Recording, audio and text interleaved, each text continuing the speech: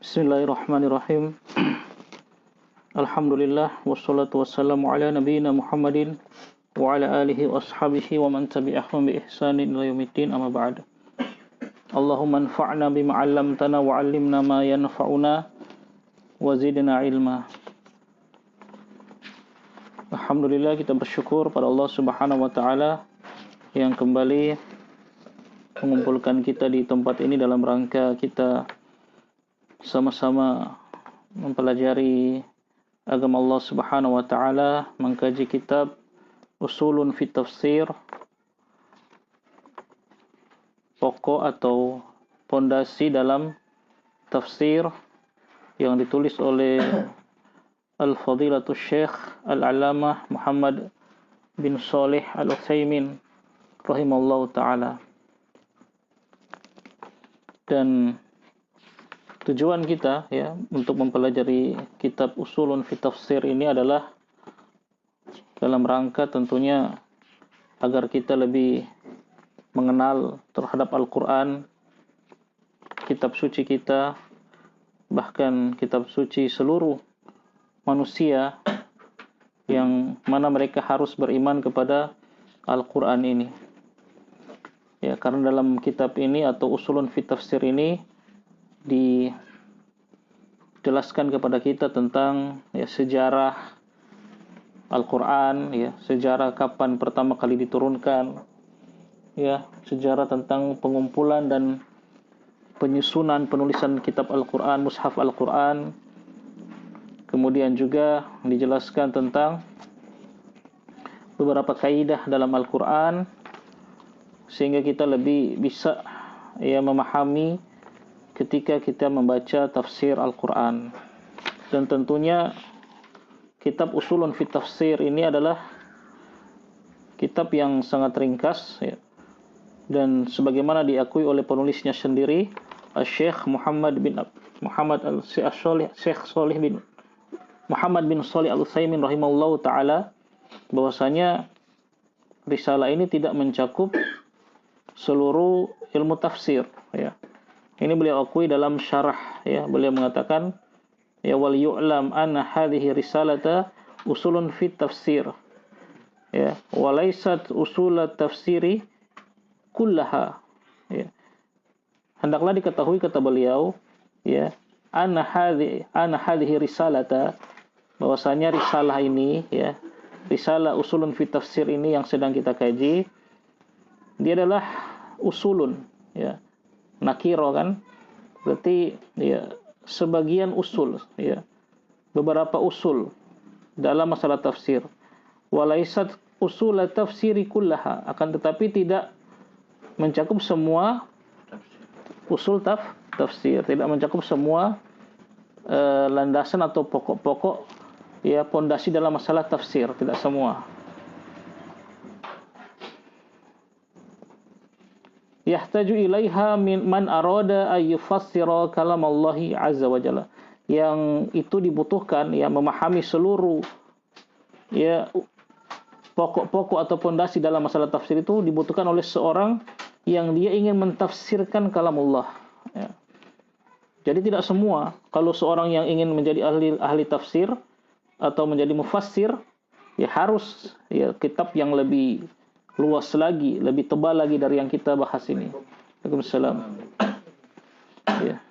Ini tentu hanya seperti muqaddimah bagi kita, agar kita lebih mengenal Al-Quran, lebih memahami sejarah Al-Quran, memahami beberapa kaidah-kaidah dalam menafsirkan Al-Quran. Bukan berarti setelah kita selesai kitab ini, kita menjadi seorang mufassir, ahli tafsir, tidak. Tapi minimal dengan kita insyaallah jika bisa menyelesaikan kitab ini, menyelesaikannya, memahaminya, kita punya dasar yang ilmiah. Punya dasar yang ilmiah dalam memahami tafsir. Ilmiah karena merujuk pada kitab. Merujuk pada kitab. Yang ditulis oleh seorang ulama, begitu. Itu pendasaran ilmiah. Bukan hanya sekedar kita mengambilnya dari internet misalnya, mengambil 1-2 bagian, Mudah-mudahan Allah berikan kemudahan kepada kita untuk bisa menyelesaikan kitab ini. Kemudian juga yang saya tekankan di samping memahami isi kitab, tentu lebih kepada praktek kita membaca. Makanya saya wajibkan semua untuk setiap pertemuan itu membaca, ya, bergiliran, ya, membaca kitabnya. Karena selain kita memahaminya, kita juga praktek membaca, ya. Yang antum sudah pelajari kaidah-kaidah bahasa Arab selama berapa tahun antum belajar bahasa Arab. Nah, sekarang ini prakteknya, ya, lama. Sama, kita juga lama belajarnya. Cuma kalau kita belajar teori tanpa praktek, ya lama juga jadinya. Dan antum bersyukur, alhamdulillah kita semua bersyukur. Antum diberikan kesempatan membaca dan disimak oleh seorang guru yang bisa menyimak bacaan antum dan membenarkan kalau ada yang salah. Ini nikmat yang jarang. Siapa di Kota Bagus ini yang mau menyimak bacaan antum, coba? Ustaz, anda baca atau anda baca antum simak, ya, salah, kalau salah benarkan. Ya, paling 1-2 kali, sibuk. Ya. Jadi kalau ada kesempatan, diberikan kesempatan untuk membaca dan ada yang mau menyimak dan membenarkan kalau salah, ini nikmat. Maksud anda begitu, maksudnya gunakan dengan sebaik-baiknya.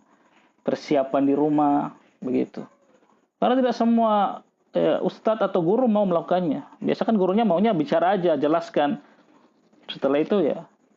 Tapi kalau ana mau antum baca semua. Ya, dari awal sampai akhir ini kata per kata, huruf per huruf harus antum baca. Ya, giliran seperti itu. Semua orang mau menyimak dan membenarkan bacaan kita, ya. Kalau saya ibaratkan antum belajar motor, teori kan. Setelah mau praktek, tidak ada yang berani kasih pinjam motor. Ini orang baru belajar, mau dipinjami motor. Tapi ada orang yang teman antum kasih pinjam motor nih, pakai saja buat praktek. Terserah mau jatuh ke mau apa, terserah antum, subhanallah. Nah, sekarang antum praktek dari teori. Ketika antum kan mau praktek baca kitab, ya saya mau baca sama siapa? Sama teman, ya belum tentu dia bisa membenarkan. Cari ustadz, tidak semua ustadz, mereka sibuk mungkin. Nah, di sini ada yang mau menyimak bacaan antum dan membenarkan dan serius dan continue, insya Allah, bukan cuma 1-2 kali. Maka maksud saya, pergunakan kesempatan ini untuk, ya, persiapan betul-betul. Nanti ini kan bertahap. Pertama, ini masih anak tunjuk supaya bisa persiapan di rumah. Setelah semua sudah dapat, nanti saya tunjuk lagi membaca dan menerjemahkan. Masih ditunjuk. Ya, baca, terjemahkan.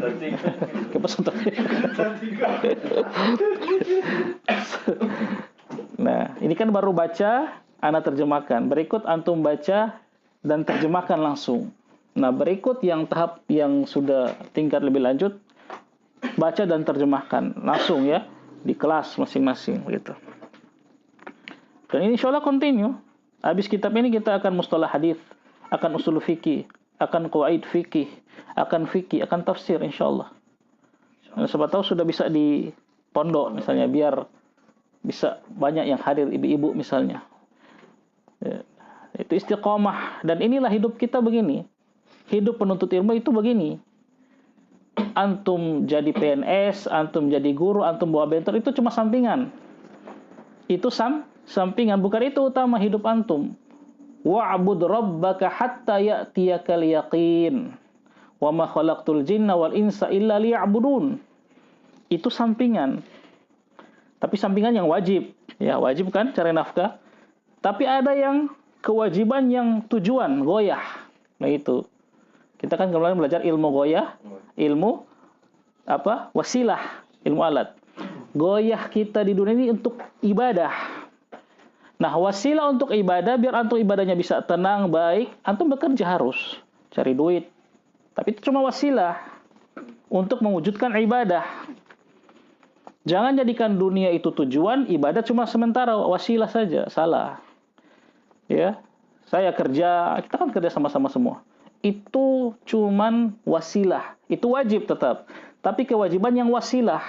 Untuk apa? Untuk mewujudkan ini, beribadah kepada Allah Subhanahu wa taala. Maka serius. Di sini antum, kehidupan antum di sini, menuntut ilmu. Ya, menuntut ilmu. Para penuntut ilmu begitu. Jangan diputar. Para penuntut ilmu yang tidak berhasil karena dia putar. Menuntut ilmu itu sampingan, dunia itulah utama. Bukan seperti itu. Jadi antum bekerja wajib menafkahi anak istri, ya. Wajib. Bekerja dengan baik, ya. Sesuai dengan, ya, kalau misalnya antum terikat dengan peraturan kantor atau apa, ya, sesuai dengan peraturan kantor. Kerja dengan baik. Tapi setelah itu, ya, ini arahkan tujuan pada ibadah ini, ya, menuntut ilmu. Nah, itu jadi bersyukur. Kalau pengalaman kami dulu, ya, pondok, kita mau cari orang yang menyimak bacaan kita itu susah. Di kelas, ya, ustadz menyimak, tapi kan muridnya banyak. Satu orang cuma dapat satu paragraf, kurang. Jadi kita cari kakak kelas. Tolong dong simak akhi bacaan saya.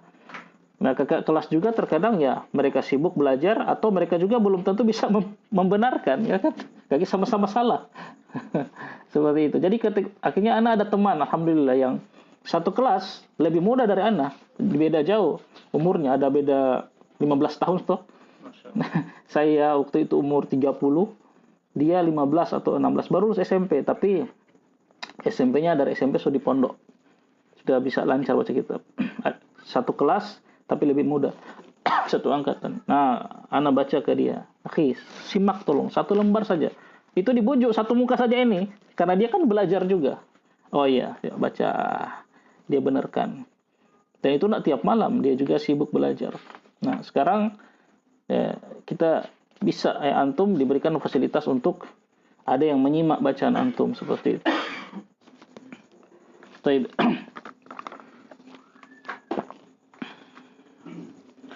Kita sampai pada nuzulul Quran. Ya, ini kita masih seperti sejarah lah. Syekh rahimallahu taala menjelaskan kepada kita tentang sejarah begitu. Sebelum masuk pada beberapa kaidah tentang tafsir, ya, sejarah dulu agar kita kenal Al-Qur'an ini. Taib, nuzulul Qur'ani. Ini subbab yang pertama. Silakan siapa bagiannya buat? Tafadhol. Bismillahirrahmanirrahim. Qala al-muallif rahimahullah ta'ala, nuzulul Qur'ani. Nazala al-Qur'anu awwalu ma nazala ala Rasulillah sallallahu alaihi wasallam fi lailatul qadri fi Ramadhan. Qala Allah ta'ala, inna anzalnahu fi lailatul qadr. Al-qadr, al-ayah al-wahidah. Al-awwal. Wa qala inna anzalnahu fi lailatin mubarakah inna kunna munzirin fiha yufraqu kullu amrin hakim. Ad-Dukhan, al-ayah al-thalith والرابع. وقال شهر رمضان الذي أنزل فيه القرآن هدى للناس وبينات من الهدى والفرقان. البقرة الآية 85 بعد 100. نعم. وكان عمر النبي صلى الله عليه وسلم أول ما نزل عليه 40 سنة على المشهور عند أهل العلم. وقد روي عن ابن عباس رضي الله عنهما وعطاء وسعيد بن المسيب وعطاء وسعيد بن المسيب.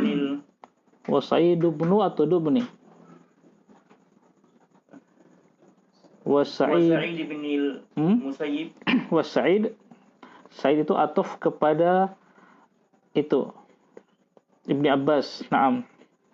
Wa Sa'id ibni al-Musayyib wa ghairihim. Wa hadhihi Afwan. Oh iya, naam, terus terus. Wa hadhihi sinnu hiya allati takunu biha bulughi rusydi wa kamalil aqli. Oh, nah. Wa itu ataf kemana? Kenapa antum kasrah?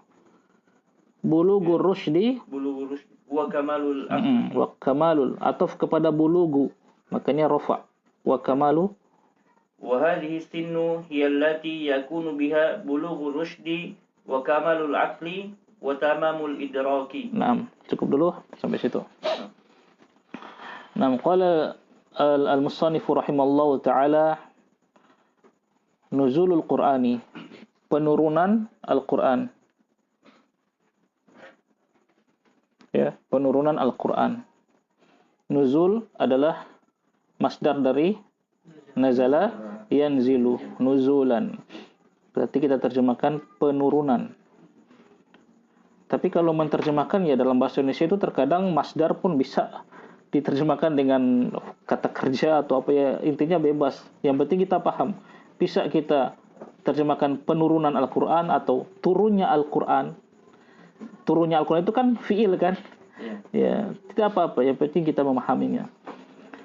Tapi yang harus kita pahami bahwa nuzul adalah masdar. Penurunan Al-Qur'an.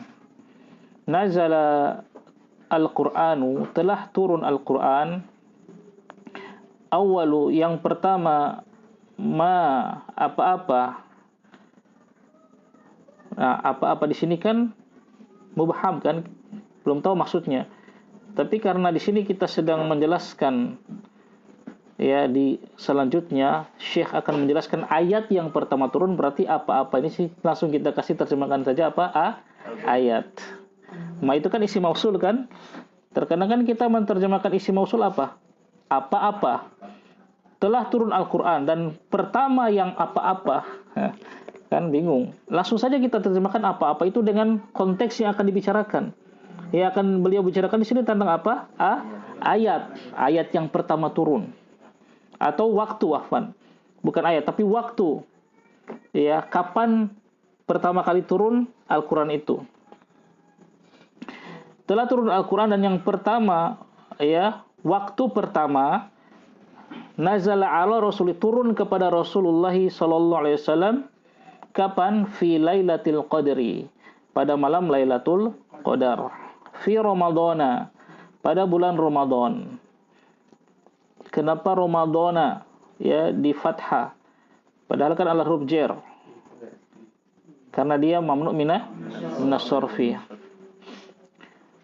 Ya, jadi Al-Qur'an itu pertama ayat yang pertama Allah turunkan waktunya dari sisi waktu adalah pada bulan Ramadan, pada malam Lailatul Qadar. Karena Al-Qur'an diturunkan secara berangsur-angsur. Sebagian ulama menjelaskan ya yang diturunkan pada malam Lailatul Qadar itu adalah Al-Qur'an secara keseluruhan Allah turunkan ke langit dunia. Allah Subhanahu wa taala turunkan ke langit dunia pada malam Lailatul Qadar. Kemudian Jibril alaihissalam ya membawanya dari langit dunia kepada Rasulullah sallallahu alaihi wasallam itu secara berangsur-angsur. Itu pun terjadi pada malam Lailatul Qadar. Seperti itu sebagian penjelasan para ulama. Sebagian yang mengatakan tidak. Ya, Allah Subhanahu wa taala pertama kali menurunkan Al-Qur'an ya pada malam Lailatul Qadar, yaitu ayat yang nanti akan dibahas. Ya, langsung dibawa oleh Jibril pada malam Lailatul Qadar. Tidak ada proses seperti itu ya, diturunkan ke langit dunia kemudian dan seterusnya.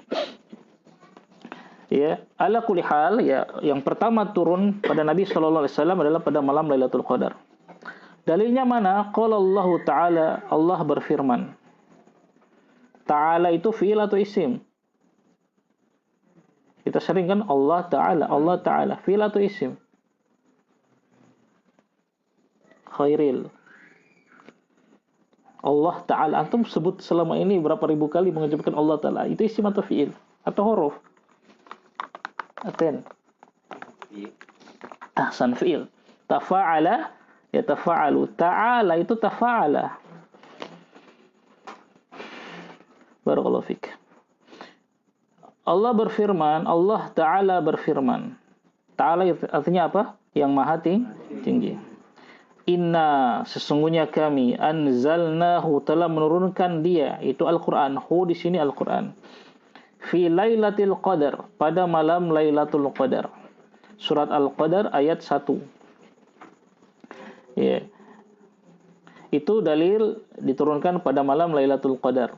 Ini juga dalil yang kedua, juga dalil ya sama, dalil bahwasanya Allah Subhanahu wa taala menurunkan pada malam Lailatul Qadar, yaitu inna anzalnahu fi lailatin mubarakah. Inna kunna munzirin fiha yufraqu kullu amrin hakim. Inna, sesungguhnya kami, inna panjang begitu, inna tambah nahnu, ya. Inna, ya inna yang menasabkan isim, merfa'kan khobar, ditambah dengan bersama dengan kata nahnu. Jadi jadilah dia inna, jadi panjang kan. Sesungguhnya kami, makanya kita terjemahkan sesungguhnya kami. Anzalnahu, telah menurunkan dia, itu Al-Quran, fi lailatin mubarakatin, pada malam yang mubarakah, penuh dengan berkah. Itu malam Lailatul Qadar. Inna kunna munzirin. Inna, sesungguhnya, kunna. Nah, kalau kunna berarti kana tambah nahnu. Jadilah kunna.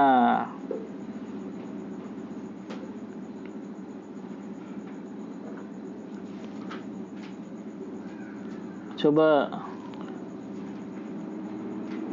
Abu Qanita, coba antum tasrif kana. Tasrif kana kanu. Tasrif lugawi ya, yang dari atas ke bawah. Kana kanu, kanat kanata, kanatna. Hunna apa? Kana bersama dengan hunna. Kana kanu, kanat kanata, kunna. Nah, terus anta sekarang.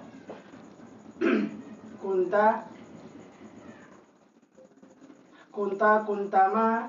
Nah, kuntuma. Kuntuma. Kuntunna. Antum. Kuntum. Kuntama. Kuntuma. Kuntunna. Ana. Kuntu.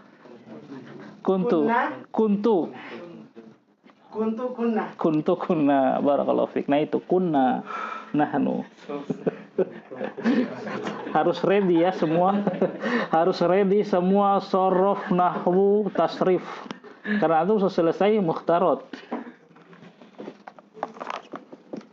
Barakallahu fiik. Enggak apa-apa, salah. Ya. Biasa itu. Inna kunna, sesungguhnya kami, kunna adalah kami, ditaukid oleh Allah, munzirin, yang memberikan peringatan. Berarti ini menunjukkan Al-Quran itu benar-benar diturunkan dari sisi Allah, bukan karangan Rasulullah, karangan Jibril alaihi wassalam. Allah mengatakan sesungguhnya kamilah yang memberikan peringatan dengan Al-Quran itu. Fiha yufraqu, di dalamnya, di hadis ini kembali ke mana? Apa? Di malam. Al-Quran kan muzakkar, harusnya fihi. Malam. Lailah. Nah, di situ. Caranya antum cari isim muannas yang di ayat sebelumnya. Apa ya? Oh, ada Lailah. Ya, isim muannas kan malam. Berarti di dalam malam itu, di dalam malam Lailatul Qadar itu, atau di dalam Lailatin Mubarakatin itu, yufraqu, dijelaskan, dipisahkan.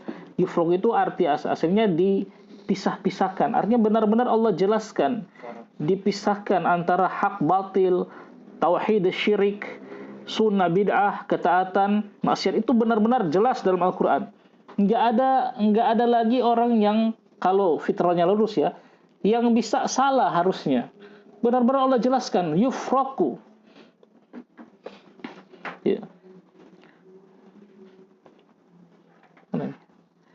Kullu amrin, segala perkara, hakim, yang ya penuh dengan hikmah.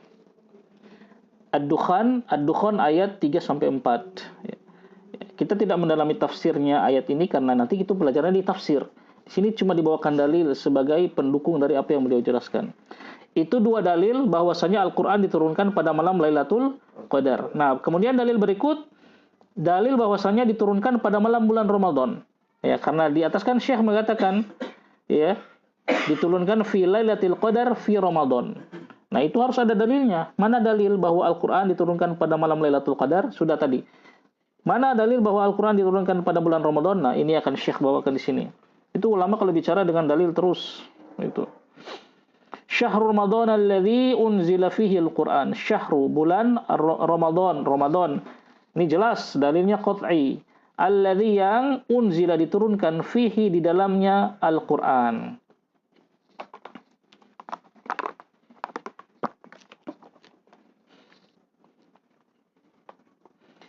Hudan sebagai apa? Petunjuk linnas bagi manusia. Wa bayyinatin dan penjelasan minal huda dari petunjuk tersebut. Di sini ada al, dia kembali namanya al, belum ini belum ada di mukhtarat. Ini adanya di mulakhas belum ada. Dulu saya belajar ini di kelas 3 di Qatrunada. Ada namanya al-ahdiyah, ya, atau al-dzikri, al yang masuk pada kata yang sudah sebutkan sebelumnya. Nah, al-huda, ini huda yang mana maksudnya? Huda yang di awal itu yang masih nakirah, hudan. Nah, dia menjelaskan kata yang sudah disebutkan di sebelumnya. Sebagai bagian dari petunjuk dan wal furqan, ya, dan al-furqan yang memisahkan antara yang hak dan yang batil. Al-Baqarah 185. Nah, ini dua dalil yang Syekh bawakan. Jadi ketika beliau menjelaskan Al-Quran diturunkan pada malam Lailatul Qadar pada bulan Ramadan, ini dalilnya. Ya, kemudian beliau lanjutkan. Wa kana umru Nabi sallallahu alaihi wasallam, dan adalah wa kana ini biasanya kalau kita dulu belajar di seni menerjemahkan. Dulu alhamdulillah walaupun cuma sekitar 3 hari kita pernah ikut daurah di Jogja, seni menerjemahkan Al-Qur'an bahasa Arab ke bahasa Indonesia, harus ada seninya. Ya. Agar audiens paham. Ada orang dia ketika baca Arabnya dia paham 100%, ya. Tapi ketika mau mentranslate ke bahasa Indonesia, bagaimana ya? Terkadang bagaimana dia mau menyusun kata agar audiensnya paham, itu harus ada seninya. Dan Ana juga terkadang belum terlalu bisa.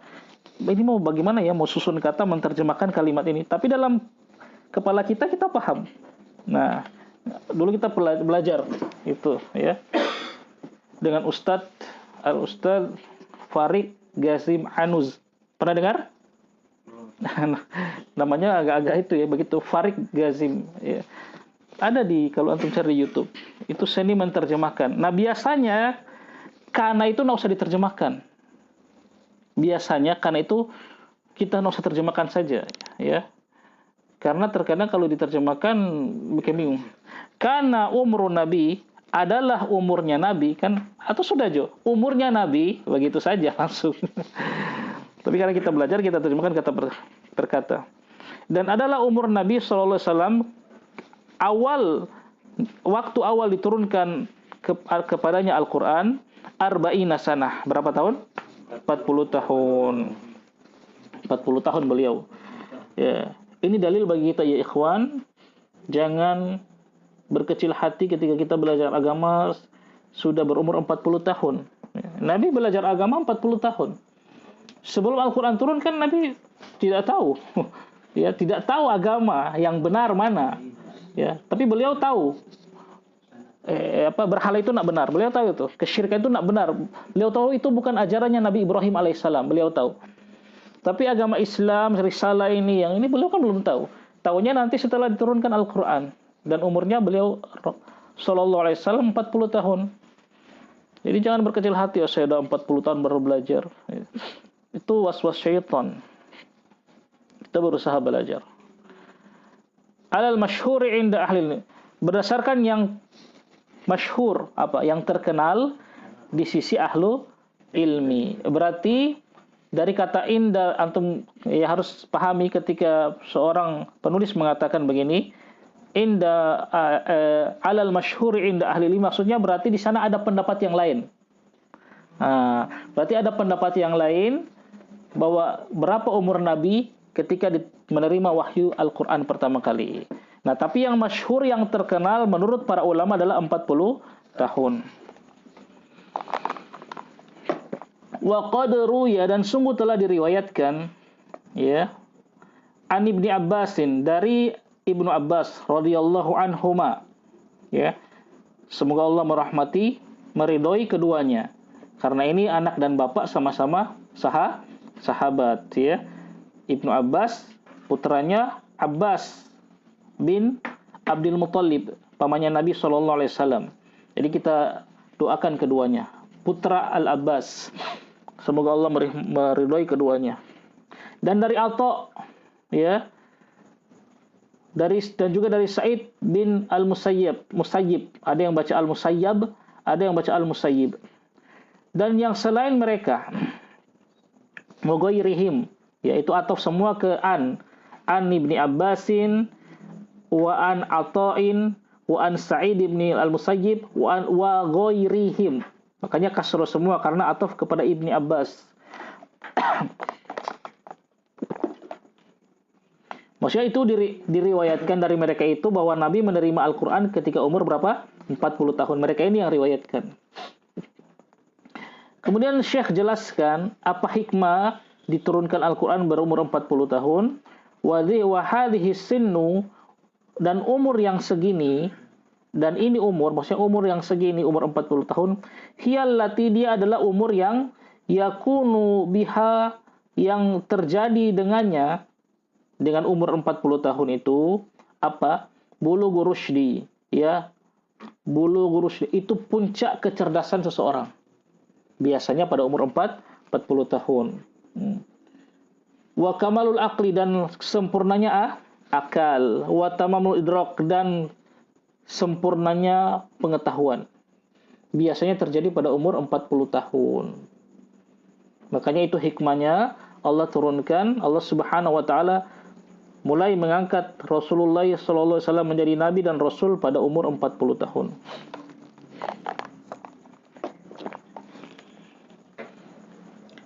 Sampai situ tadi antum baca terus satu paragraf lagi ya antum. Lanjut satu paragraf. Walladzi nazala bil Qur'an. Walladzi nazala bil Qur'ani min 'indillahi ta'ala ila an-nabiy sallallahu alaihi wasallam Jibrilu ahadul malaikatil muqarrabin al-kirami. Qala Allah Ta'ala 'anil Qur'ani wa innahu latanzilu rabbil alamin nazala bihi ruhul amin ala qalbika litakuna minal munzirin bilisanin arabiyyin mubin. Asy-Syu'ara al-ayah Sani wa tis'in Ba'da mi'ah hatta ila khamsa wa tis'in ba'da mi'ah. Naam.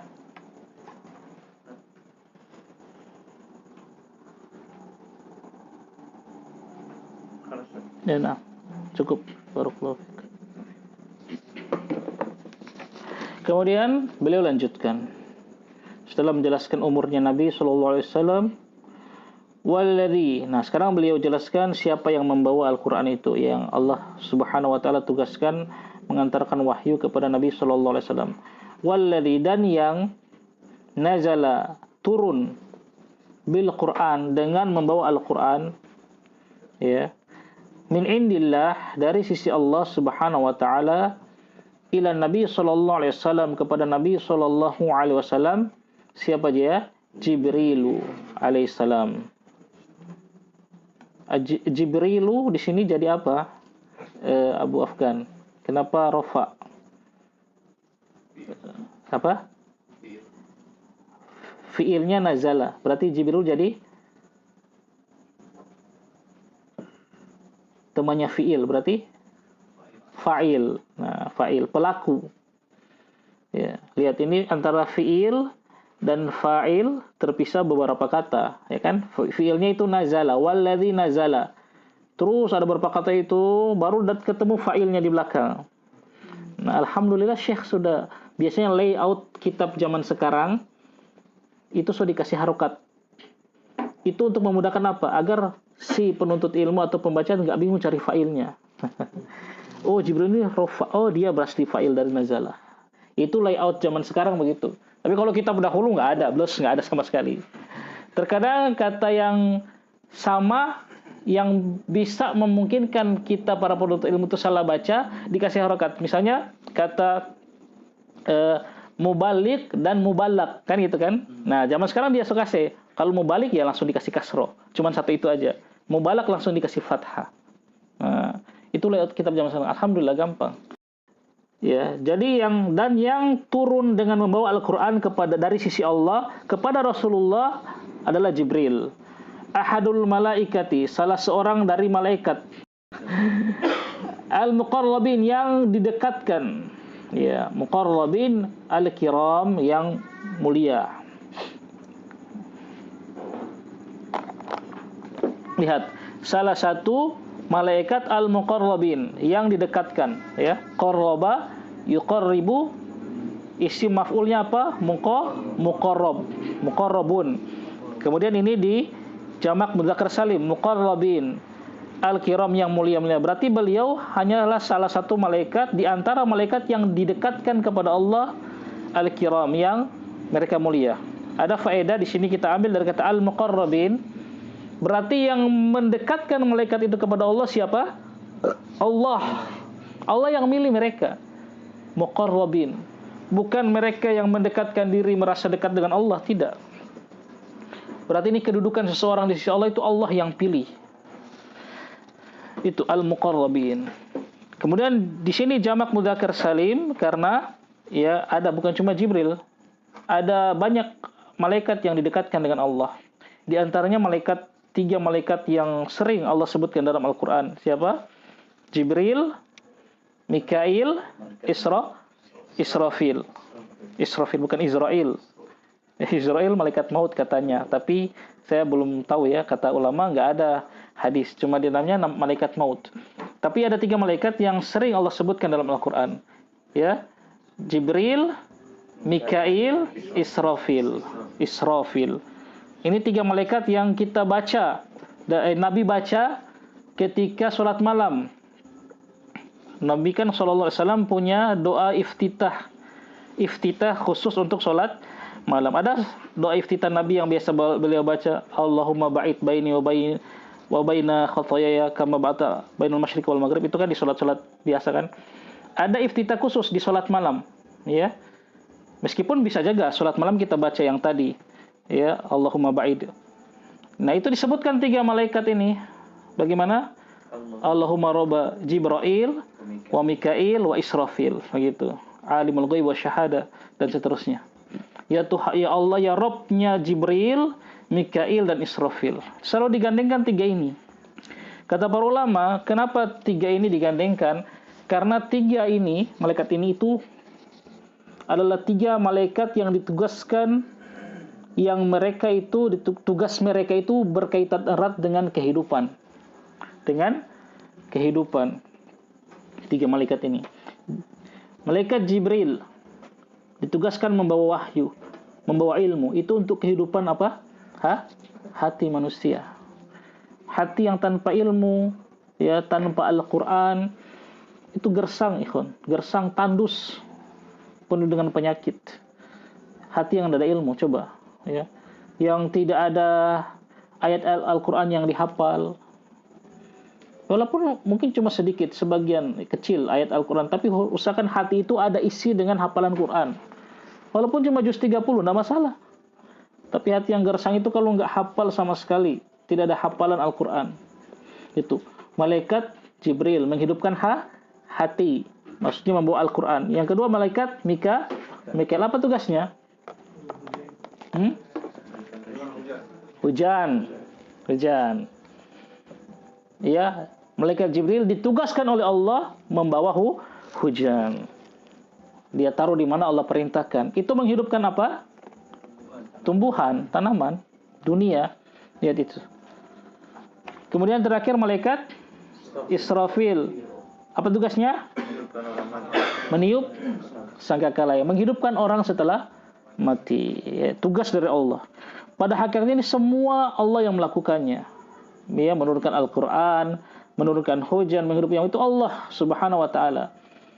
Cuma Allah ciptakan malaikat, ya, yang Allah Subhanahu wa taala berikan tugas. Nah, bentuk mereka beribadah kepada Allah dengan melaksanakan tugas. Jadi mereka melaksanakan tugas itu, para malaikat semuanya bukan membantu Allah, bukan. Kalau tidak ada malaikat, Allah nggak bisa menjalankan, ya, mengatur alam semesta. Oh tidak, Allah tidak butuh siapapun makhluk, hatta malaikat Allah tidak butuh. Lah, terus buat apa Allah ciptakan malaikat? Ya, buat apa juga Allah ciptakan manusia? Kan? Agar mereka beribadah kepada Allah dengan melaksanakan perintah Allah yang maslahatnya kembali ke manusia. Begitu juga malaikat. Allah ciptakan malaikat untuk apa? Untuk mereka beribadah kepada Allah. Nah, ibadahnya malaikat melaksanakan tugas dari Allah. Itu ibadah mereka. Kembali maslahatnya kepada mereka. Seandainya tidak ada malaikat, Allah Subhanahu wa taala tinggal mengatakan kun fayakun. Ya, tuh. Jadi aneh kalau ada orang menyembah malaikat. Salah paham. Diturunkan, ya, malaikat Jibril salah satu dari malaikat yang didekatkan, yang al-kiram. Kiram ini jamak dari al-karoma. Al-karomu, karom. Ya, jamaknya kiram, yang mulia-mulia. Qala Allah Ta'ala 'anil Qur'an. Allah Subhanahu wa taala berfirman 'anil Qur'an, tentang Al-Qur'an.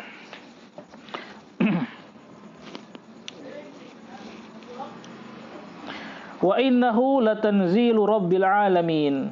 Sesungguhnya dia, Al-Quran itu, latanzilu, benar-benar menurunkan, ya, turun, yang menurunkannya, ya, tanzil masdar, tapi kita terjemahkan dengan fi'il, menurunkan. Karena untuk mencari kata masdar ini yang sesuai itu susah dalam bahasa Indonesia. Coba bagaimana antum terjemahkan? Sesungguhnya Al-Quran itu innahu, dia Al-Quran itu penurunan. Kan susah ya, penurunan dari Rabb alam. Antum pe anak-anak, istri, atau apa bahasa sama. Nah, terjemahkan saja dengan fiil. Diturunkan boleh, telah menurunkannya. Itu kan fiil madi, kan harusnya nazala, telah menurunkan. Ya, enggak apa-apa, terjemahkan dengan, kalau bahasa Indonesia mah bebas. Ya. Tapi yang penting harus antum tahu tanzil itu masdar, ya. Telah diturunkan, menurunkannya Rabbil Alamin, Rabb al-Alamin, seluruh alam. Makna Rabb sudah kita bahas di Tauhid, ya. Ya, Al-Khaliq yang menciptakan, Ar-Razik yang memberi rezeki, Al-Malik yang menguasai, Al-Mudabbir yang mengatur. Itu Rabbul Alamin, alam semesta. 4 makna itu. Ya, seluruh perbuatan Allah kembali kepada 4 itu. Semua fiilnya Allah kembali kepada 4 tadi, ya. Itu nanti tauhid. Nazala bihi ruhul amin, ruhul amin.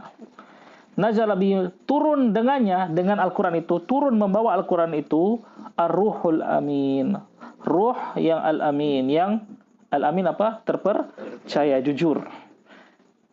Allah Subhanahu wa taala sifatkan Jibril alaihissalam dengan ruhul amin untuk memberikan taukid kepada kita. Jibril itu enggak mungkin menambah, mengurangi, menyembunyikan ayat Al-Quran. Enggak mungkin.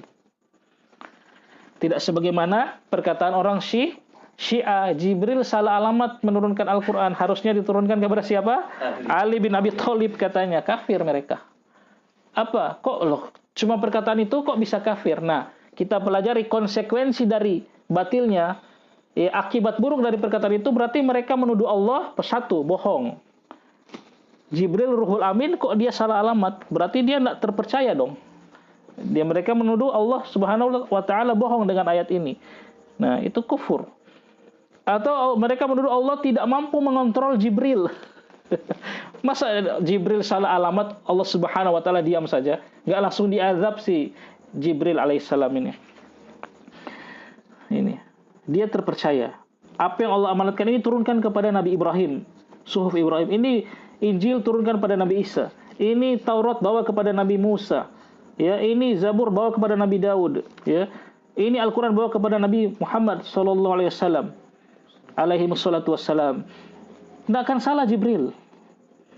Ya, jadi jangan ragu. Gitu.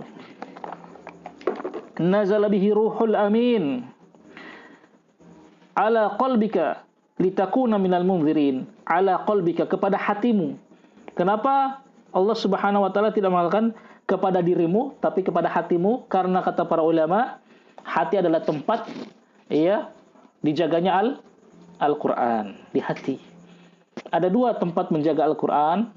Kata para ulama, Al-Qur'anu mahfuzun fi al-qalbi wa maktubun fi as-suturi. Al-Qur'an itu dihafal di hati dan ditulis di kertas-kertas di mushaf.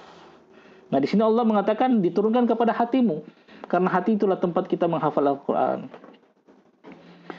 Jadi yang berpikir dalam tubuh manusia itu hati, bukan otak. Am lahum qulubun yafqahuna biha. Apakah mereka tidak punya hati untuk memikirkan ayat-ayat Allah itu? Hati. Jadi hati terus terproses ke otak, terus terproses ke anggota badan. Al-Quran atau menghafal Al-Quran dengan hati. Maka hati yang bersih, walaupun otak tidak cerdas, bisa menghafal Al-Quran. Ya. Kita melihat orang-orang kafir. Cerdas apa? Tidak cerdas apa? Otak mereka cerdas. Ya. Tapi nggak bisa menerima hidayah penjelasan Al-Quran yang begitu gamblang tentang agama Islam yang benar. Nggak bisa mereka terima. Karena hati mereka sudah mati. Ya, kalau cerdas, orang cerdas. Nah, kalau bertemu otak cerdas dan hati yang bersih, apa? Ya sudah, hidayah masuk. Jadi nggak selalu kecerdasan itu berhasil menunjukkan seorang penuntut ilmu berhasil dengan kecerdasan enggak. Terlalu banyak penuntut ilmu yang cerdas futur. Alhamdulillah antum kita semua masih istiqomah di jalan menuntut ilmu. Walaupun mi'rab masih terbata-bata menghafal, tapi Allah berikan kita istiqomah ini menunjukkan insyaallah hati kita itu hati yang hidup. Bukan cuma sekedar kecerdasan otak. Ahlul bid'ah, betapa banyak mereka yang Masya Allah baca kitab, kalah antum, ustaz-ustaz mungkin yang lain kalah. Oh, jago sekali kalau tasrif. Masya Allah. Ya, ahlul bid'ah. Tapi kok bid'ah terus? Ya, ini kata Syekhul Islam tentang mereka, tentang ahlul bid'ah, yang ahlul kalam itu Masya Allah. Pinter-pinter di zaman Syekhul Islam itu Masya Allah. Tapi Syekhul Islam patahkan hujah mereka semua. Nggak ada yang berkutik di hadapan Syekhul Islam. Kata Syekhul Islam Ibnu Taimiyah tentang mereka ini ahlul bid'ah apa? Utu zakaan walam yu'tu zakaan. Mereka diberikan kecerdasan tapi tidak diberikan kebersihan hati. Antum bersyukur, walaupun kita nggak cerdas-cerdas amat, tapi kita berada di atas manhaj yang benar. Hati kita condong pada kebenaran, berarti hati kita bersih insya Allah. Ya, buat apa cerdas? Makanya para ulama ahlus sunnah, meskipun mereka selalu memberikan faedah, motivasi untuk belajar bahasa Arab, tetap mereka di ujung-ujungnya mengatakan, ingat, belajar bahasa Arab untuk memahami Al-Quran dan As-Sunnah. Buat apa kita jadi seperti Syibawih, tapi bid'ah terus setiap hari. Ya, nggak guna. Bahkan itu ilmu itu akan menjadi hujah yang mencelakakan kita. Ya. Jadi istiqamah di jalan menuntut ilmu. Ya. Di mana ini? Wa innahu latanur. Ala qalbika, di atas kepada ke dalam hatimu, ala qalbika, kepada hatimu, litakuna. Nah, ini dijelaskan apa sih tujuan Allah Subhanahu wa taala menurunkan Al-Qur'an, litakuna, agar engkau menjadi minal munzirin, di antara para pemberi peringatan, minal munzirin, di antara para nabi maksudnya. Ya, karena pemberi peringatan itu ya banyak para nabi. Bilisanin arabiyyin mubin, dengan lisan, dengan bahasa Arab yang jelas. Mubin, lihat di sini. Ini ayat ini dijadikan oleh para ulama ahlus sunnah untuk membantah ahlul kalam, terutama kalangan mufawwidah, yang mereka mengatakan apa kemarin mufawwidah, akidah mufawwidah ini terhadap nama dan sifat Allah bagaimana? Yang dalam Al-Quran mereka mengatakan apa? Mufawwidah artinya apa? Yang menyerahkan. Fawwadah yufawwidah, yufawwidu apa? Terus isim maf'ulnya apa? Isim fa'ilnya apa? Mufawwidun. Nah, ditambahkan tak marbuto, mufawwidatun. Orang-orang yang menyerahkan. Apa maksudnya? Mereka menyerahkan makna dan kaifiat kepada Allah. Jadi kalau Allah Subhanahu wa taala menjelaskan nama atau sifat dalam Al-Qur'an, semua dalam Al-Qur'an, atau Rasulullah menjelaskan sifat Allah begini-begini dalam hadis, mereka mengatakan kita nggak tahu maknanya dan kita nggak tahu kaifiatnya. Serahkan semua kepada Allah.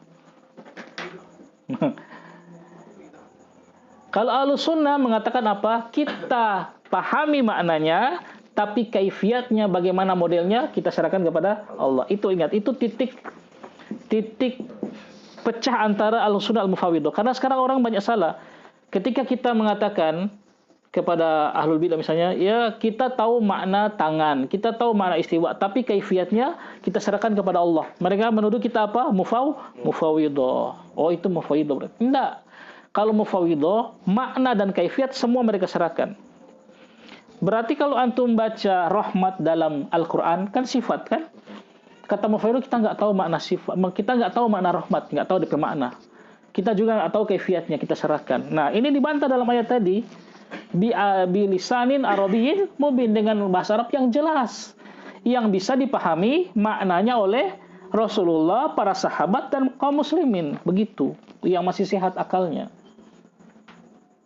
Bahkan nama Allah dalam Al-Quran itu banyak sekali. Sifat Allah banyak sekali. Kalau kita katakan kita nggak tahu maknanya, berarti Al-Quran itu bukan tidak dengan bahasa Arab yang mubin, yang jelas. Itu tambah bantahan secara global kepada mereka. Ada bantahan secara rinci, ya, tapi itu nanti di pembahasan asma wa sifat. Ya. Jadi ayat Al-Quran itu tidak ada yang kita nggak paham. Kita paham, ya, sesuai dengan apa yang Allah tuntut kepada kita untuk memahaminya. Adapun kalau dalam masalah sifat, kaifiatnya Allah tidak tuntut kita untuk paham. Tata caranya, bagaimana Allah istiwa, Allah tidak tuntut kita untuk paham itu. Ya, karena kita nggak pernah lihat zat Allah, maka kita tidak tahu bagaimana cara istiwanya Allah. Tapi makna istiwa kita paham kan? Kita paham, begitu. Itu pembahasan masalah asma wa sifat. Insyaallah kita akan belajar qawaidul musla, kaidah-kaidah dalam asma wa sifat. Syekh Utsaimin juga. Syekh Utsaimin ini sangat difavoriti oleh para penuntut ilmu zaman sekarang karena beliau bisa menjelaskan dengan baik dengan bahasa yang mudah. Daripada antum baca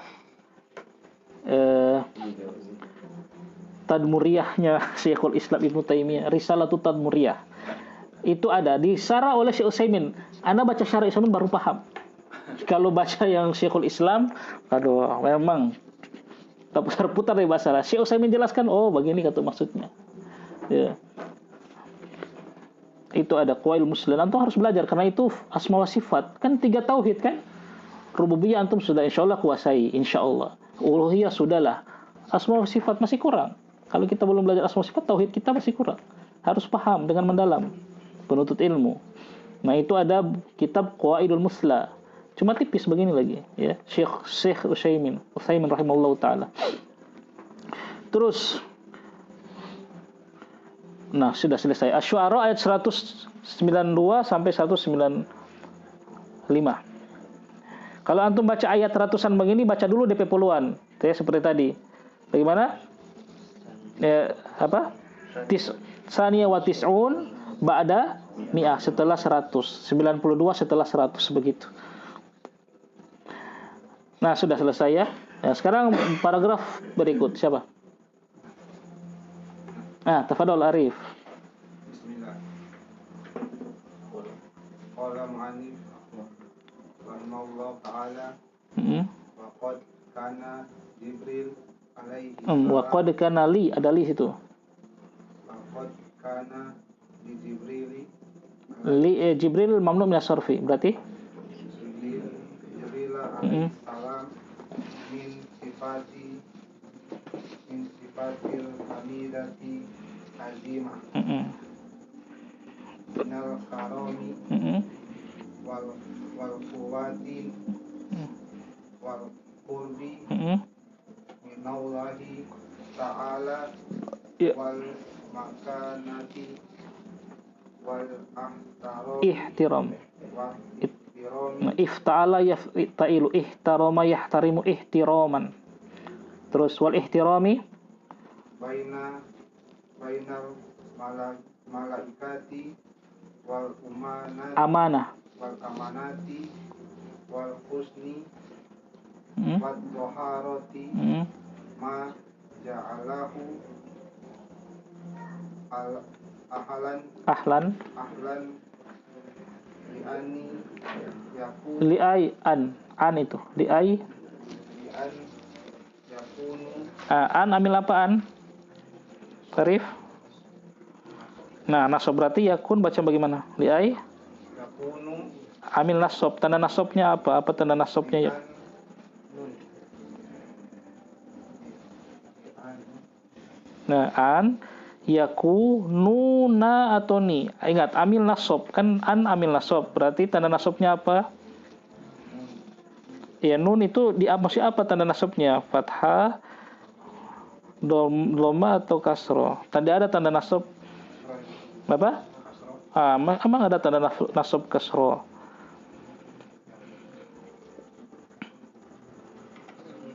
Yang lain diam ya, biar beliau yang memecahkan masalah. Jadi kita harus belajar memecahkan masalah. Di rumah, ya di sini mungkin antum bisa bisiki, tapi di rumah kalau di Quran dia sendiri, bisikan siapa? Bisikan goib lagi. Ya, biar beliau belajar memecahkan masalah. Tanda-tanda nasab itu apa? Yang dengan harokat cuma satu. Apa? Nah, ini ya, doma atau fathah arif, tanda nasab. Hah? Tanda nasab. Nah, sekarang saya lempar Jo. Abu Nadia, apa tanda nasabnya? Yaku fathah itu. Jadi arif tanda nasab dari ya fathah. Kenapa fathah? Ya, karena dia tidak bersambung dengan apapun. Ya. Li'ay yakuna gitu arif. Kasih harokat situ yakuna. Baik, terus barakallahu fikum ajmain. Ya yakuna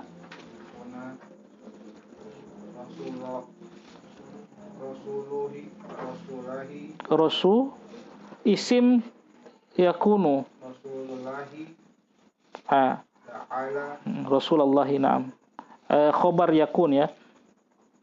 biwahihi Biwah biwahihi biwahyi. biwahihi Wahyu kan biwahyihi. Terus ila rasulullah itu jamak dari rasul apa? ila rasulu Jamak taksir dari rasul apa? Nggak ada waw. Kalau ada waw rasulu. Kalau nggak ada waw berarti jamak taksir.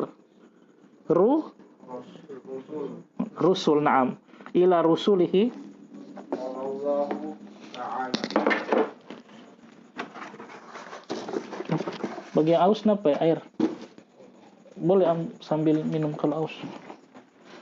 innahu laqawlu rasulin karim di kuwatin inda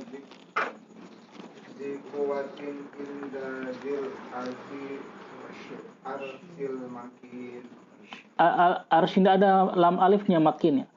Zil arsy makin. Terus muto'in sama amin at-takwir al-ayatu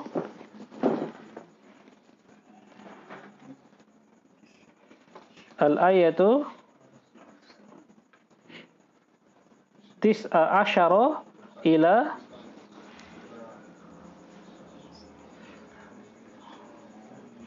hadiyah wa ishrun.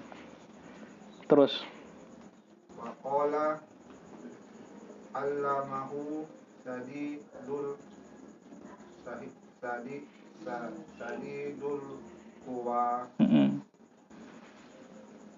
tu mirratin fastawa wa huwa bil ufukil a'la. A'la. Terus selesaikan ya, tinggal satu supaya kita langsung selesaikan. Waqala qul nazzalahu Ruhul Qudusi minar rabbi Mir nazzalahu ruhul qudusi mir rabbika. mir rabbika bil haqqi liyunab liyu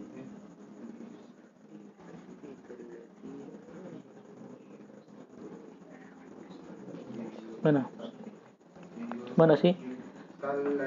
Liyuthabbital ladzina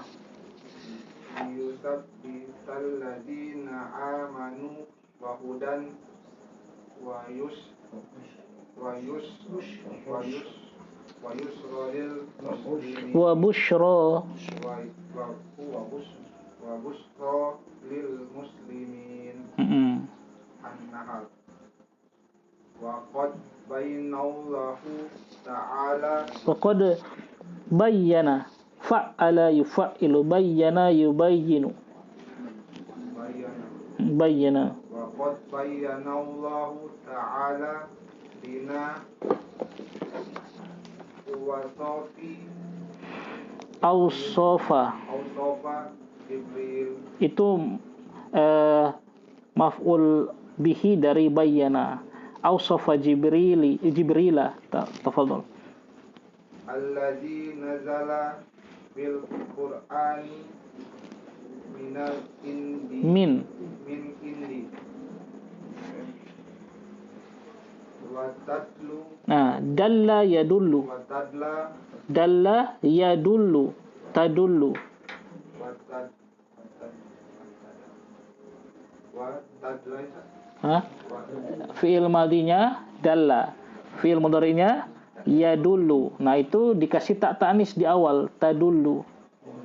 Itu tak ta'nis karena fa'ilnya apa? wa tadulu ala azima ala Azamil Quran. azima Azami. ala azami al-Qur'ana wa inna yatahu Wa inayati itu wa atuf kepada azami. wa inna yati ta'ala bihi fa innahu la yursilu min kana Man kana aziman illa bil umuri lil azima. Naam, barakallahu fiik, ahsan. Sudah. Taib.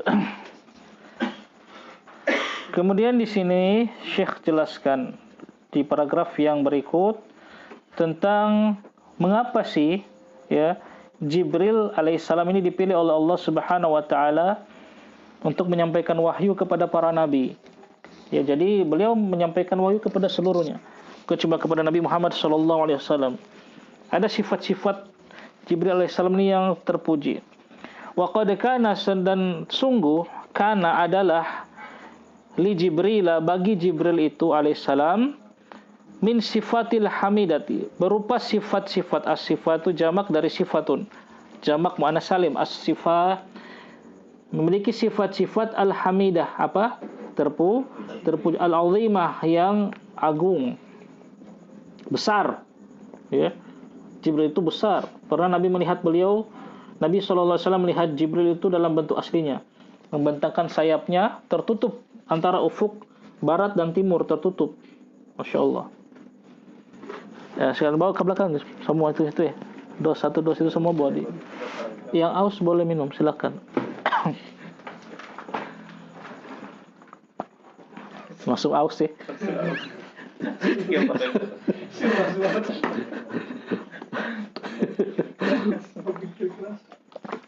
Arif bilang lebih baik tambah semprot satu rumah serba ikrab. Apa-apa, Masya Allah. Sifat-sifat yang terpuji, yang azimah, yang besar, berupa apa? Nah, di sini sebutkan sifat-sifat minal. Ya, min di sini namanya min bayaniyah, min penjelasan. Ya, untuk apa sih sifat-sifatnya Jibril itu yang terpuji? Al-karami satu. Apa karam? Mulia. Ya. Wal quwwah apa? Kuat. Wal qurbu apa? Dekat minallah ya. Beliau kan termasuk apa? Malaikat yang tadi apa? Muqarrabin, dekat dengan Allah. Jadi bahkan malaikat itu juga punya tingkat-tingkatan. Ya. Ada nabi punya tingkatan, ya. Nabi-nabi punya tingkatan.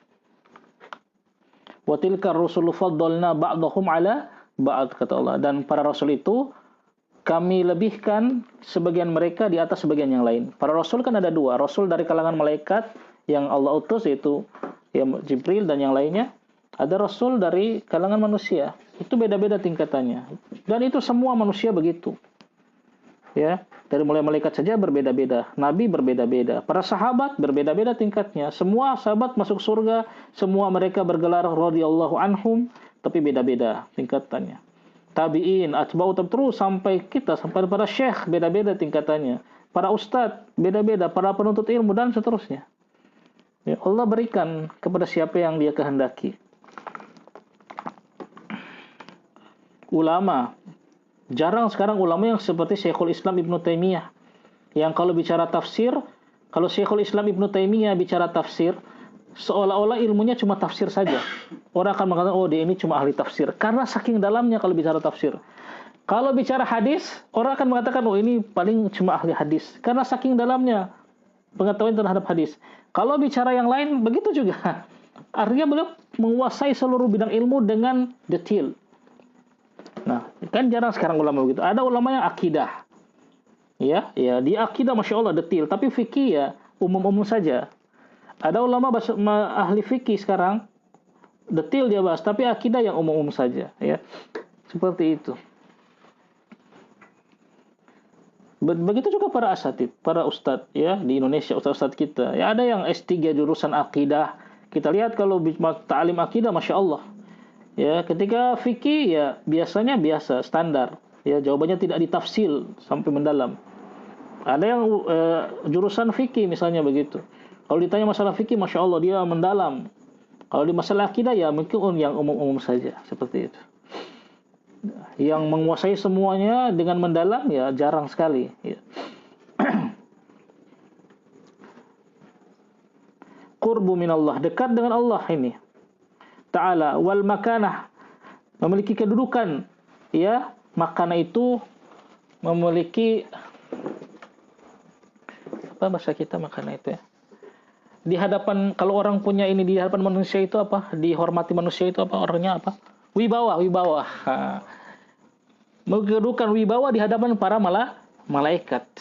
Ya, para malaikat tuh tahu kedudukan Jibril, mereka tahu kedudukan Jibril alaihissalam. Wal ihtiram, dan kemuliaan bainal malaikat, di antara para malaikat. Wal amanah, dan itu tadi amanah, terpercaya. Masya Allah sifat-sifatnya Jibril alaihissalam ini. Wal husnu, dan baiknya ya dia. Wal tuharah, dan suci ke Jibril. Yang mana sifat-sifat tadi ja'alahu, menjadikan dia siapa? Jibril ahlan, sebagai ahlinya.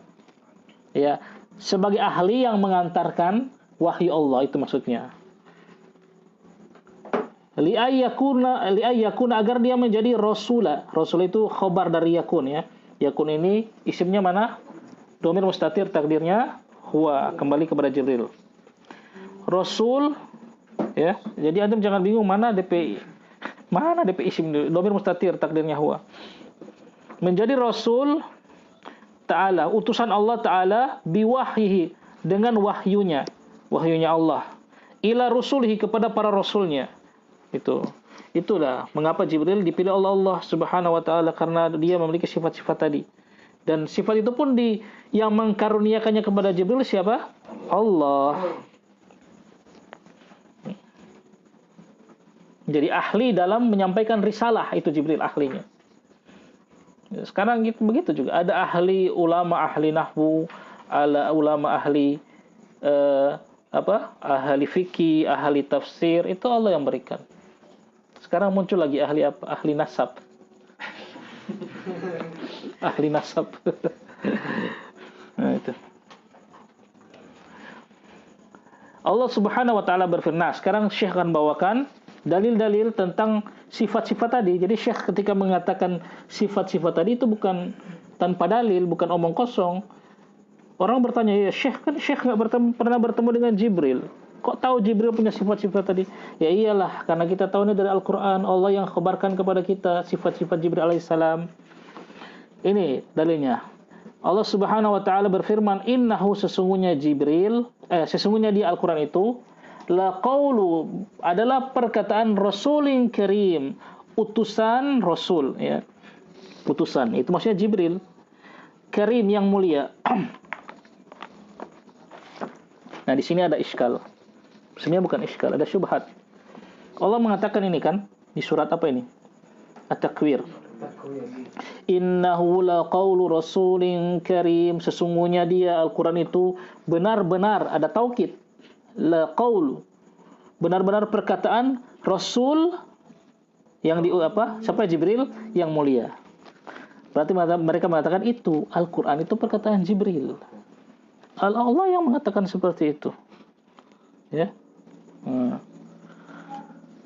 Nah, bagaimana? Ini kata siapa ini? Ahlul kalam yang tidak menerima sifat kalam. Kata kemarin ya, sudah Anas jelaskan kan? Kata mereka, Allah tidak berbicara. Tapi Allah ciptakan kalam, Al-Quran. Ciptakan kalam itu di luar zat Allah, bukan Allah berbicara. Ya. Padahal kan kalam itu sifat yang melekat. Ya. Kalau antum misalnya kalam saya kan manusia, tersifatkan dengan apa? Kalam, berbicara kan? Kalam itu sifat saya atau bagian yang terpisah dari diri saya? Sifat. Nah, mungkin saya keluar kalam saya mana kan? Ketinggalan kalam saya di sini. Tidak. Nah, intinya mereka mengatakan Allah ciptakan tadi kalam, terus di kalam itu Allah entah bagaimana caranya masukkan ke hati Jibril. Kemudian Jibril paham. Jibril nggak dengar Allah berfirman, nggak dengar. Kalau Ahlussunnah mengatakan Jibril dengar Allah berfirman. Ini katanya Jibril nggak dengar karena Allah nggak berfirman, nggak bicara. Itu kalam itu sudah di hati Jibril. Kemudian Jibril datang kepada Rasulullah. Karena Rasulullah orang Arab, maka Jibril menjelaskan kalam yang ada dalam hatinya itu dalam bahasa Arab. Ini dalil yang mereka pakai. Mereka pakai Al-Quran loh, ikhwan. Innahu laqaulu rasulin karim. Sesungguhnya Al-Quran itu adalah perkataan Rasul. Perkataannya Jibril yang mulia. Bagaimana? Siapa yang bisa? Yang pernah baca DP bantahan? Yang pernah tahu? Belum ya. Terkadang sesuatu itu disandarkan kepada yang, kalau masalah kalam ya, terkadang sesuatu itu tugas disandarkan kepada sang pemberi tugas dan terkadang disandarkan kepada yang ditugasi. Contohnya ada dalam Al-Quran. Kita bantah juga dengan Al-Quran. Ada loh begitu. Kita katakan kepada mereka, wahai orang-orang yang mengingkari sifat kalam dengan ayat ini. Benar, di sini Allah menyandarkan bahwa kalam itu adalah siapa? Kalamnya siapa? Jibril, Rasul.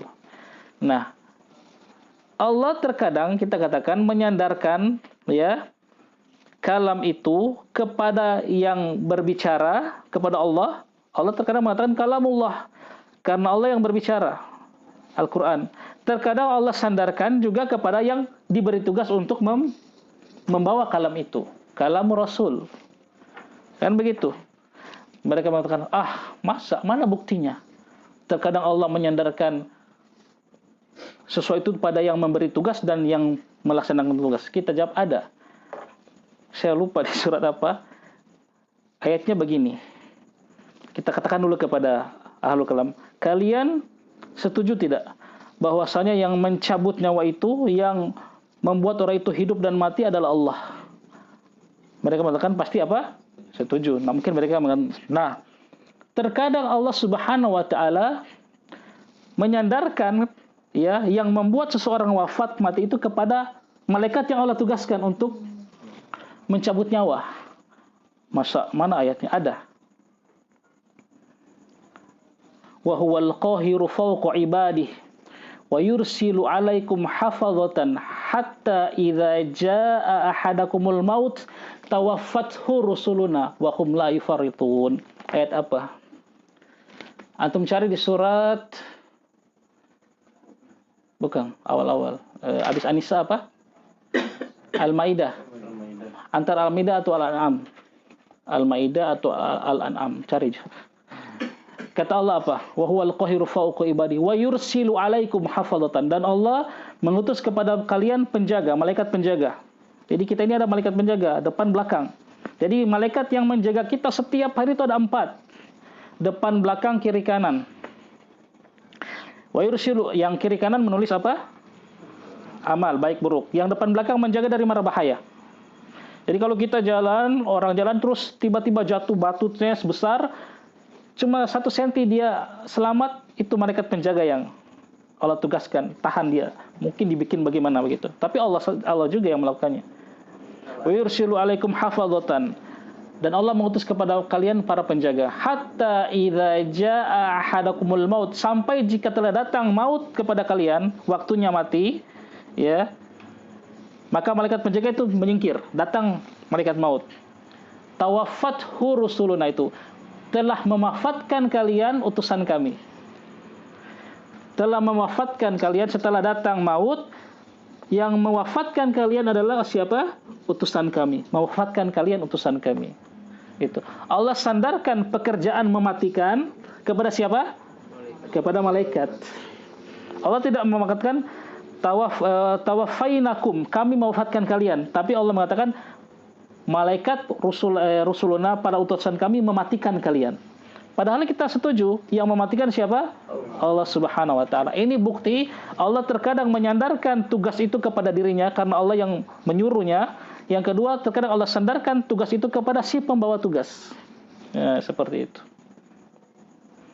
Nah, ini kalam itu Allah sandarkan kepada Allah karena itu kalamullah. Tapi terkadang Allah sandarkan kepada Jibril karena itu yang membawanya siapa? Jibril. Seperti itu. Wallahu a'lam. Al-An'am ayat berapa? 61. Al-An'am ayat 61. Dzi quwwat. Nah itu, innahu laqul rasulin karim. Ini ayat apa? Dalil pertama tadi kata Syekh, memiliki sifat apa? Al-Karam. Ini laqul rasulin karim, mulia. Itu satu sifat Jibril tadi. Dzi quwwatin, yang memiliki kekuatan. Nah, dzi quwwatin indal arsyil makin. Di quwwatin indal arsyil makin, yang memiliki kekuatan. Satu, di sisi siapa? Dzil arsyil makin, sang pemilik al-arsh yang kokoh. Siapa? Allah. Itu kedua. Indal arsyil makin itu apa?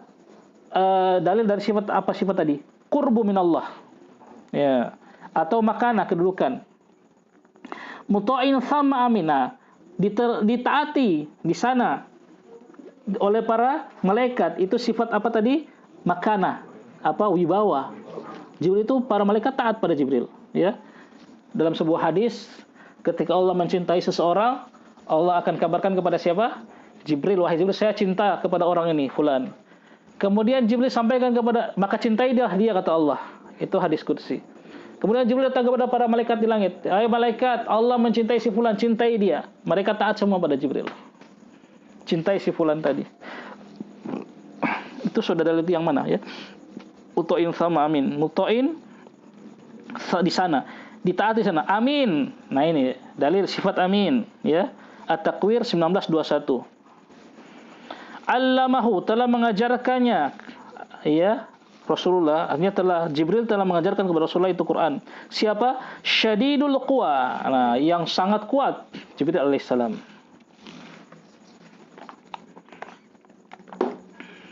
Neraka itu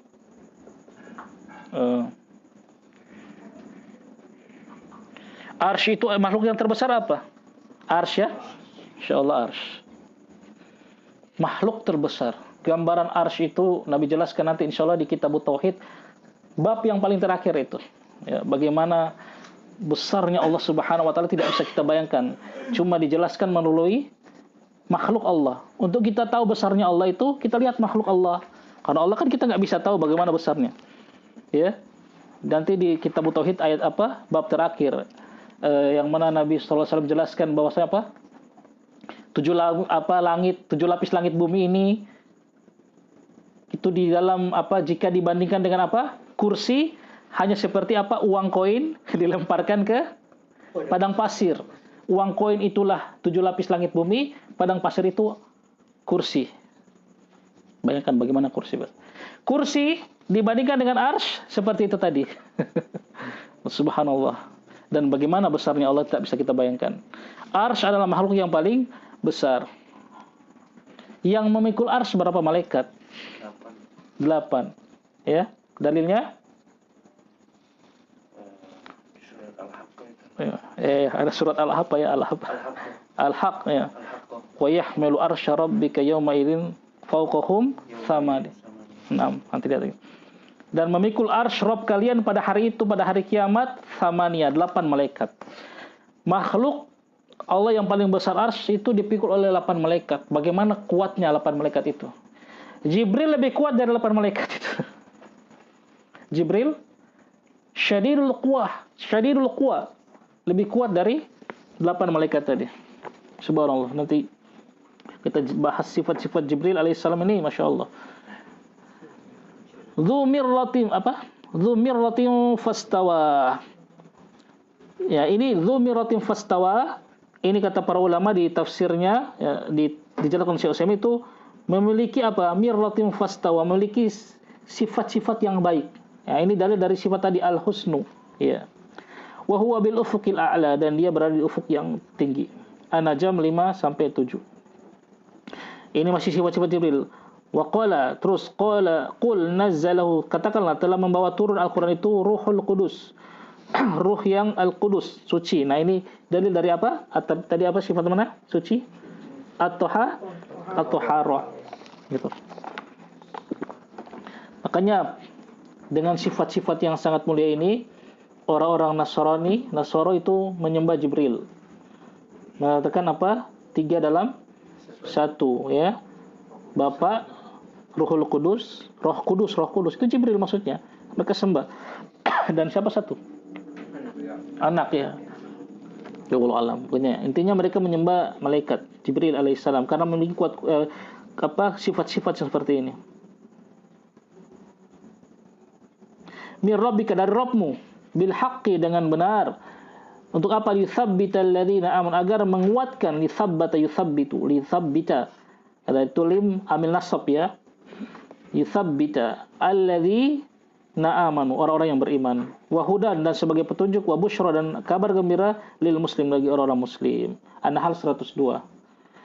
Baik, jam 9.15. Wa qad bayyana, dan sungguh bayyana, telah menjelaskan Allah Ta'ala lana, bagi kita, awsafa Jibril, sifat-sifat Jibril alaihissalam. Alladzi nazala bil Qur'an, yang dia itu Jibril nazala, turun, bil Qur'an, dengan membawa Al-Qur'an, min indihi, dari sisi Allah. Wa tadullu ala azamil Qur'an. Nah, dengan kita mengetahui sifat-sifat Jibril yang seperti itu tadulu menunjukkan atas kemuliaan, keagungan Al-Qur'an. Karena yang membawanya Jibril alaihissalam yang memiliki sifat-sifat tadi. Wa inayatihi ta'ala bihi, dan menunjukkan bagaimana perhatian Allah terhadap Al-Qur'an. Karena Allah tugaskan Jibril yang membawanya. Ya. Fa innahu la yarsilu min, dan sesungguhnya Allah tidaklah mengutus mangkana, orang yang dia aziman, malaikat, kalau di sini malaikat, ya. Tidaklah mengutus malaikat yang mulia, yang azim, yang agung, kecuali bil umuril azimah, kecuali untuk membawa tugas yang agung juga, yaitu menyampaikan Al-Qur'an. Ya. Tidaklah Allah mengutus malaikat yang paling agung ini, Jibril alaihissalam, kecuali membawa perkara yang agung juga, yaitu mengantarkan Al-Qur'an kepada Rasulullah sallallahu alaihi wasallam. Demikian, wallahu taala alam bisawab. Kita akhiri, ya, sudah jam 9 lewat. Hal indakum soal? Mafi? Nah, alhamdulillah. Kita akhiri, subhanakallahumma wa bihamdika asyhadu an la ilaha illa anta astaghfiruka wa atubu ilaik. Assalamualaikum warahmatullahi wabarakatuh.